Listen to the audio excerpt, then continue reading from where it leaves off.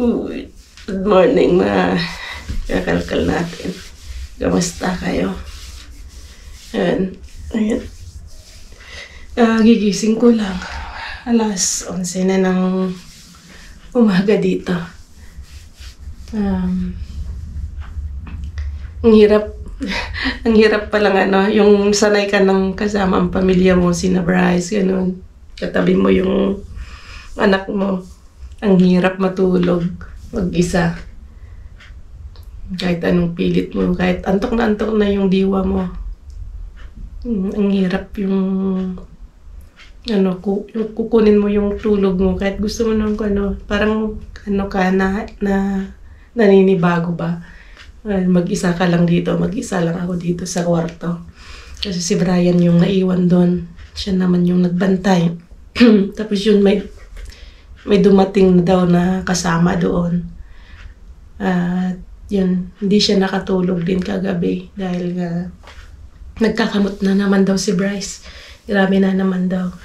Tapos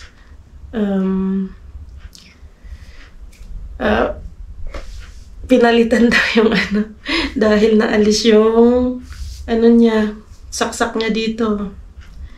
Di bali inilagay siguro dito sa kabila. Nakakaawa naman si Bryce. Tinusok na naman siya. Dito daw inilagay para daw hindi mas maganda daw dito para kahit magalaw-galaw niya ng konti. Hindi kasi dito daw medyo mahapdi na daw, sumasakit na daw yung kamay niya. Siguro dahil nga dun sa antibiotic. Kasi yung antibiotic kapag pumapasok yan sa ugat, mahapde, masakit. Kaya nilipat siya. So, yun nakakatandem. Samahan nyo na naman kaming muli ngayong araw na to. Na-update namin kayo kung ano na yung kalagayan ni Bryce doon. So, yan. Magpapant lang yun ako. At baka doon na ako mag-almusal. Altanghap na yung mangyayari. Doon na ako mag-almusal mamaya. Ayun. Tapos yun, napaliguan na daw ni Bryce. Napaliguan na daw ni Brian si Bryce. Dahil anong oras dapat paliguan? Medyo dapat mas maaga. Mga 10, mga ganun dapat. Para kapag ibigay yung mga gamot, ready na siyang maibigay. Kasi kahapon, yung oras na dapat paliguan na namin, naitaon na ilalagay na yung isa niyang antibiotic na naman. Kaya medyo na-postpone na naman yung pagpaligo niya. Kaya dapat maaga talaga ng paliguan. Kaso nga lang, kahit gusto namin umaga siyang maligo kasi yung bata, puyat na puyat. Kaya minsan talagang late nang gumigising. Alas 9, alas 10, ganun. Kasi syempre, madaling araw nang nakakatulog yung si Bryce. Hindi putol-putol yung tulog niya. Tapos, saka lang siya nakakatulog ng mahimbing, yung diretso na. Kapag gano'n na ng mga madaling araw na mga 5 gano'n, magsi-6 gano'n. Tapos gigising siya ng alas 9, alas 10. Kasi nga kailangan linisin yung kama. Tapos kukuhanan siya ng BP niya. Tapos titimbangin. Yun, everyday yun ginagawa sa kanya. Tapos kinukuhanan ng temperature. So, yun. Very importante, update sa kanya. Ano naman daw, nakita namin yung pagkakaiba simula nung dinala namin doon. At simula kahapon, ngayon papasilip ko ng konti yung niya ngayon, yung kanyang mga sugat. Kasi ang laki na ng pinagkaiba. Going 4 days na ngayon. 4 days, 3 nights na kami doon. Kaya hindi namin pa alam kung kailan i-release si Bryce. Hindi namin alam kung kailan papalabasin. Siguro Kasi ang normally antibiotics, ano yan, 1 linggo. Kaya siguro patapusin ng 1 linggo yan. Kasi kailangan niya yung antibiotic. Papalit lang din ako. Antok na antok pa yung diwa ko. Pero doon, pwede na rin ako doon, umidlip mamaya. Pero ang problema doon nga yun, hindi ka makatulog din kasi minsan talaga doon dahil nga maingay, tapos yun konting ano lang ingay ma-echo doon, tapos yun maraming umiiyak na bata. Pero try ko pa rin magpahinga kasi kailangan namin magpahinga ni Brian para hindi naman kami yung babagsak. Buti na lang yun nga, pwede kami magsalitang mag-asawa. Tapos yun nga, diba, nakasikaso namin ng maayos yung anak namin. Ibibigay namin yung buong atensyon namin sa kanya. Yun kami nagpapasalamat kasi ngayon kailangan niya ng atensyon namin, ng suporta namin, ng pagmamahal na ibibigay namin ng buong buo. Na hindi kami rin nahihirapan na ibigay lahat yung suporta sa kanya ngayon. So, yun, papasalamat kami talaga. So yun mga kalkal. May pasensya na kayo at wala pang energy si kakalkal nyo. Okay, so yun, let's go mga kalkal.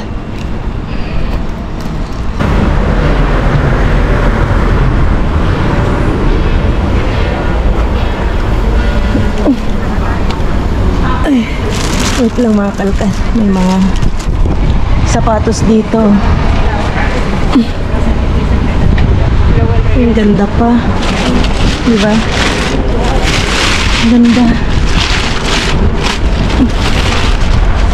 Bagong-bago pa eh. Paano na ako kakalkal pa? Papuntahan ako ng hospital. Ayun, kaso nga lang may nakita tayong sapatos na mga ganda. Balik natin. Balik ko sa sa bahay. Hindi ko na pwedeng dalhin ito sa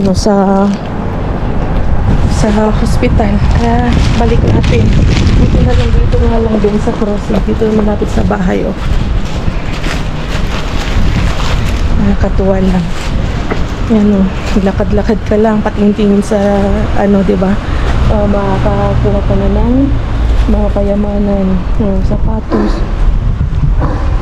So iakyat ko ito, titignan natin kung magugustuhan ni Brian. Kung hindi, di papamigay natin, di ba? Pandagdag pakete. Iakyat ko lang ito.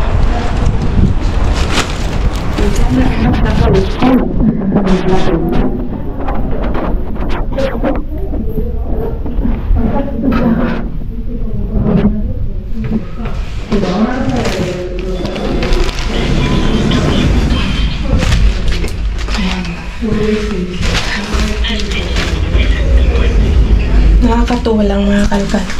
Tapos nung kailan yun, nung nakaraang bago pa bago ma-hospital si Bryce, nakasimot din ako dun ng mga baso. Ang gaganda, gaganda pang mga baso, madumi lang, kulang lang sa hugas. So yun, hinugasan ko na mabuti, disinfect. Tapos mga kopa at saka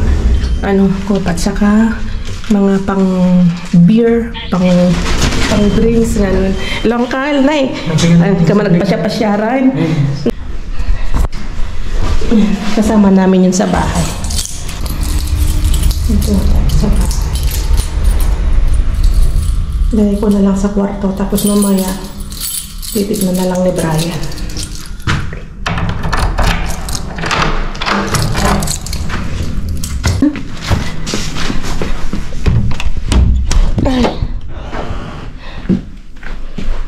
So yan, lagay na natin dito.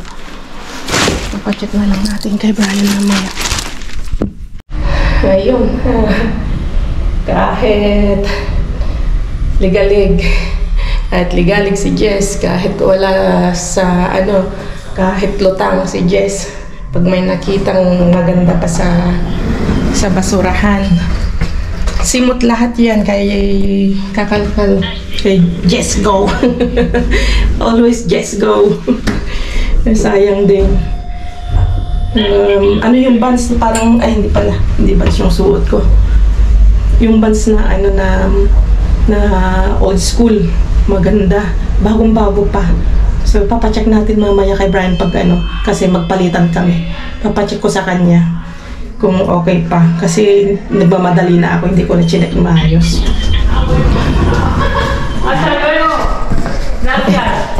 Talvego Clau. ¿Qué pasa? He vuelto. Sabi niya, bakit? Nakita na nga daw niya kung umalis. Nakita na naman daw ako ulit. Yung telepono hawak. ¿Qué pasa? Sabi niya, nagtaka siguro, bakit? Nakita ko nang umalis yun. Bakit? Nakita ko na namang paalis ulit. So, yun. O, diba? Minsan kasi dito na kaano, ay wala na. Doon ko nakita nung ano, kinuha na. Kinuha na yung mga container na malaki doon. Doon ko nakita yung mga baso. Nakakatuwa lang dito, di ba, mga kalkal? Nakakatuwa lang kasi lingon-lingon ka lang talaga dyan. Kahit nagmamadali ka, kahit busy yung utak. Pag nakakita ng basurahan na pwede pang pakinabangan, sige, go, just go. Medyo mahangin ngayon. Pero, carry naman yung ganito pang damit, kasi kahapon, nag-uulan mga kalkal. Pero ngayon, ayan, ang ganda na ng panahon. Maulap-ulap lang pero okay naman na yung panahon ngayon. Yan siya. Diba? So baka magbabasta lang ako. Tapos baba ako dun sa malapit sa park dito sa Retiro. Maglalakad na lang din ako papunta dun sa sa hospital. At papasok ako dun sa loob ng park kasi mas presko doon at sariwa yung hangin para makasagap-sagap tayo ng sari-sariwang hangin doon, ng malinis na oxygen. Sobrang hangin dito. Okay, see you.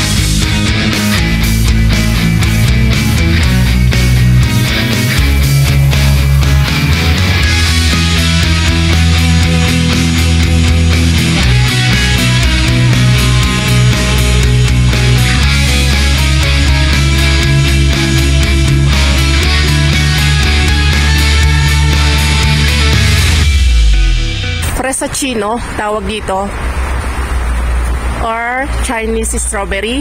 Natikman namin ito sa restaurant. Ang sarap.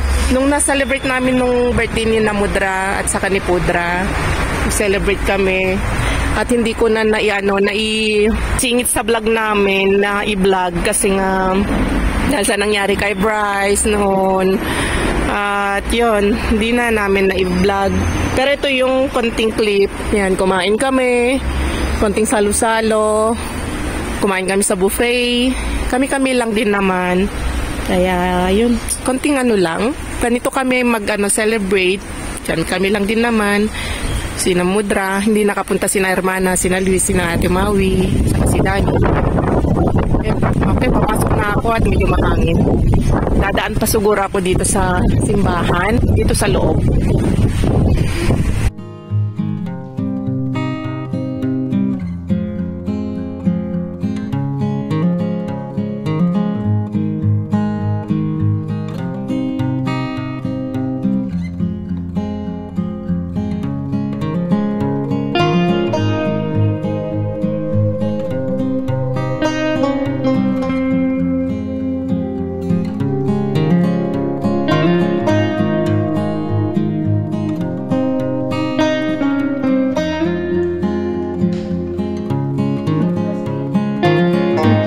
So, ayan mga kalkal.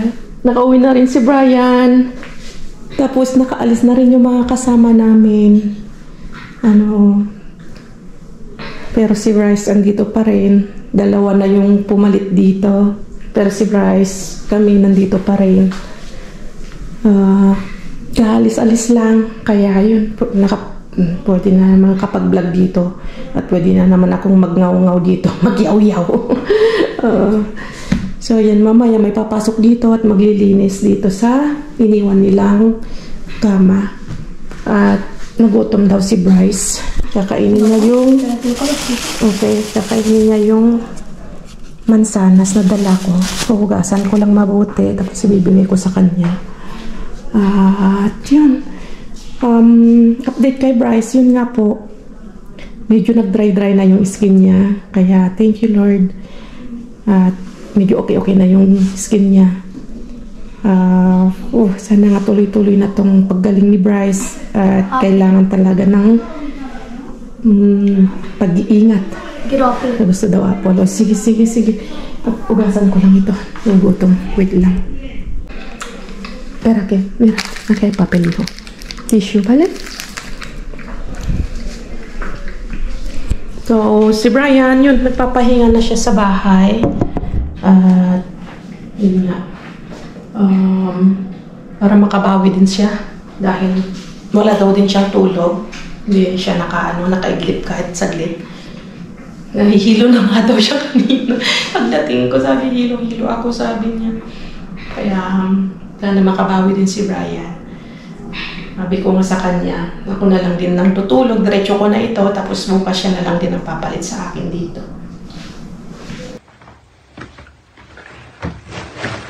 Hello, what's up mga kalmatandem? Kadarating ko lang dito sa bahay at kagaling ko lang sa ospital at nagpalitan na naman kami ni Jess Vlog and sabi niya is may surprise sa akin. Ngayon pa talaga nag-surprise si Jess Vlog na ganito yung nangyayari kay Bryce. So, hindi ko lang muto yung surprise niya. So, sabi niya is may surprise ako sa'yo, yung gusto mong bilhin, sabi niya sa akin. So, andito may supot dito sa bahay. Kita ko. So, ito yung surprise niya. Hindi ko pa binubuksan kasi, yun na, nagaling natin sa ospital. Doon ako natulog kagabi. Binantayan ko si Bryce yung magkakamot niya. And sa awa ng Diyos, maganda naman yung feedback, yung mga gamot na binibigay sa kanya is nagiging okay siya. So, maraming salamat pala sa mga nag-pray at sa mga nag-message sa amin mag-asawa tungkol kay Bryce. Maraming salamat sa inyo. Sa lahat ng suporta, mga kalagal at mga katandem natin dyan. And yun, i-unboxing natin yung yung surprise ni Jess Vlog. Yung sinasabi niya. So, sapatos, mga kalagal, mga tandem. So, dalawang sapatos. Ito pala. Galing dumpster. Mga kalakal, mga tandem, Vans siya. Na parang, may ganito kasi si Jess Vlog na dumpster niya or biniling sa ukay. So, ganito yung style, yung hinahanap ko mga kalakal, mga tandem sa ukay kasi may ukay dito. Ito yung sapatos na hinahanap ko dito na Vans pang daily use na panglamig. Pwede panglamig kasi ito mga kalakal, mga tandem. Maganda siya. Maganda siya sa paa. Komodo. Or basta maganda. Tapos itong isa, ganito siya triple black na sapatos, size 42. Halos ka-size ko. Okay pa naman yung condition niya, bagong linis. Pero ang gagawin natin dito is lilinisin natin siya ulit. Di ba ngayon or the next day na lang ko lilinisin pagdating namin ni Jess Vlog. Ang gagawin ko muna is ilalay ko muna doon sa labas sa terrace para mahanginan, makalkal, makatandem. And ang ganda nito, kaysa bibili na naman ako sa ukay, at least ngayon nakalibre tayo, di ba? Salamat Jess Vlog. Nakakatuwa naman yung may nalalaman pa siyang pasurprise na yan. Siyempre, kami kasama ngayon is nakapokus ngayon kay Bryce. Nag-aalala kami, di ba? So, ang kakalkal nyo, nakakapag-segue pa rin sa dumpster diving. Ito is, nakuha niya siguro, hindi ko alam. Siya na lang mag-explain, makalkal matandem. Kasi, hindi ko naman alam yung buong istorya halos. Kasi, nagaganyan kami ni Jess Vlog. Halos hindi, saglit lang kami nakakapagkwentuhan ngayon. Kasi, darating siya, alis ako, papahinga. Darating siya, alis ulit siya, gano'n. Basta sasalitan kami para makapagpahinga. So, si Kakalkal Jess na lang ang, or si Jess Vlog na lang ang mag-explain kung paano niya nakuha to, mga kalkal mga tandem, ha? Yan, maraming salamat sa suporta. At, lilipat ko na sa kanya. Boom! Pues si quieres, al final ya está. No sé.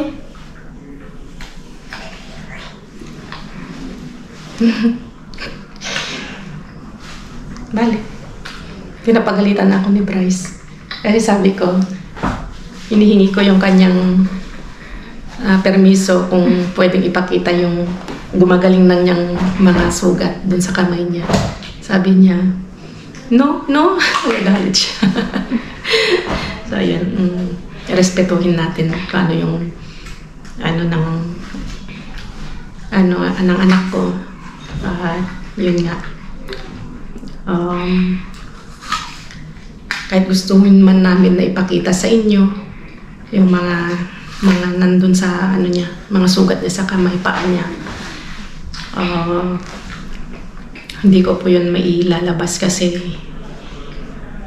yun, hinihingi ko muna yung permiso niya. Kaso sabi niya,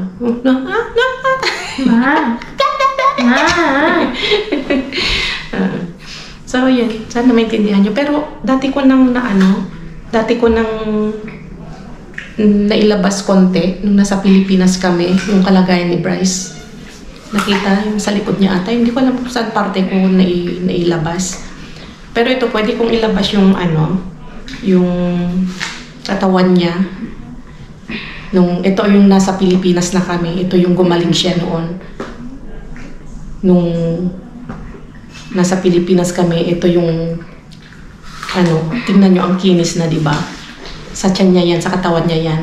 Pero yung ganyan na yung mga yan na na mga peklat niya, yan na yung mga isipin nyo na lang, yan yung mga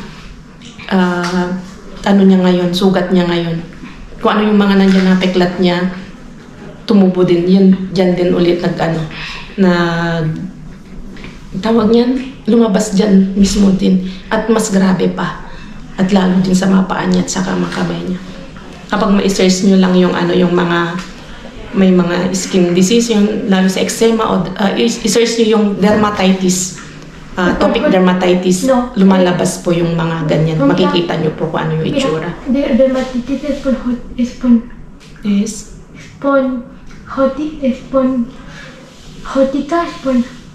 Dermatitis, ¿cómo no te entiendo? Esponjótica. Sí. ¿Qué es? Yo vi en la enfermera que pone ahí. No te entiendo, Ana, lo que dices. Mi enfermedad se llama así, creo. Spontaneously. Spontaneous.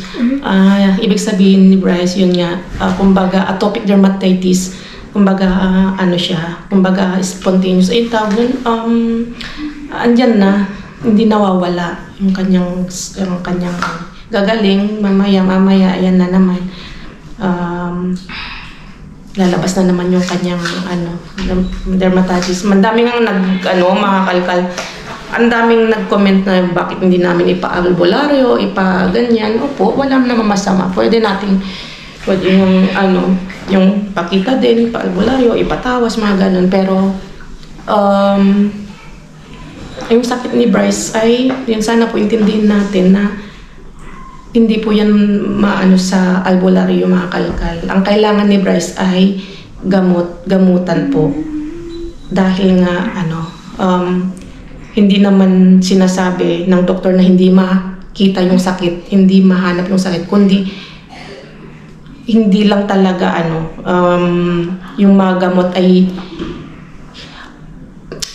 paano ko ma-explain ba?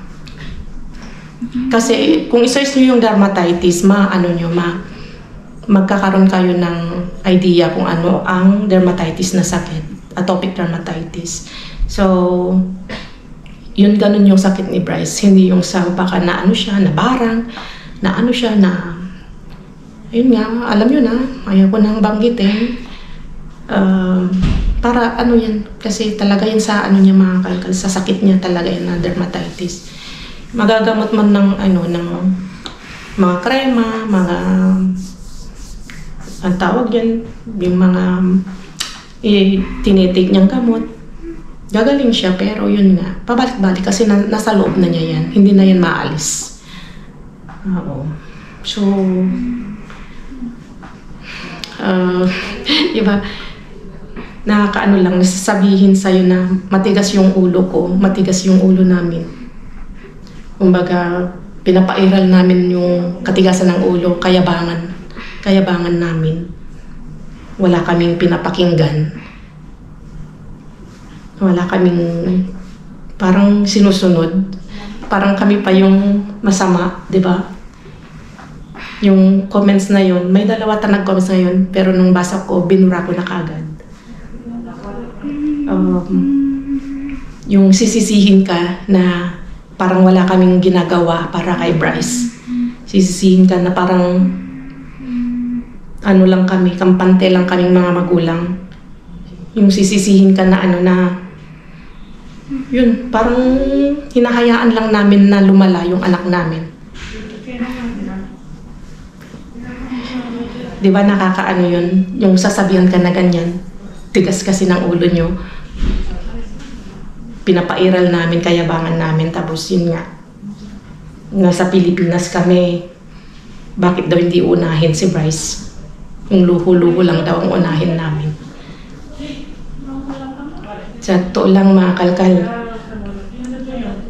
lahat ng mga mga advice, lahat ng mga minsan sinusubukan namin talaga yan. Pero may mga bagay na hindi dapat na may mga bagay na gustuhin man namin gawin, hindi pwede kasi magiging komplikasyon ang lahat, magiging komplikado. Kasi pag mag-self-medicate ka, mas lalong magiging komplikasyon ang ni Bryce. Kaya kung ano yung sabihin ng doktor, yun ang gagawin namin. Kasi nga delikado, sobrang delikado yung sitwasyon ni Bryce. Diba? Nakakaano lang. Nakaka-upset lang. Nakaka-stress. So yun. Kaya sabi nga ni Bryce, habing nagsasalita sa akin. Sabi siya. So, sabi niya, sige lang, chin up lang tayo. Nagutom siya. Nakain na niya yung mansanas. Nagre-request na naman ng plan.